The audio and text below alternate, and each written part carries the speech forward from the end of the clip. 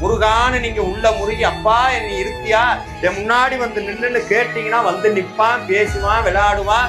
நான் உங்க கூட தான்டா இருக்கேங்கிற உண்மையை உங்ககிட்ட சொல்லிக்கிட்டே இருப்பான். ஆனா அவனை பார்க்கறதுக்கு நமக்குத்தான் தகுதி பத்தாது. அந்த தகுதி வரணும்னா தினந்தோறும் திருப்புகள் பாடுங்க, தினந்தோறும் கந்தர் அனுபூதி பாடுங்க. முடிஞ்ச அளவுக்கு எவ்வளவு நன்மை செய்ய முடியுமோ நல்லதை செய்யுங்க. தினமும் உங்களால ஒரு உயிராது பசியார, ஒரு உயிராது பசியாட்டாது நீங்க போறீங்கன்னு நினைப்புல போடக்கூடாது. யாரு போட சொன்னா?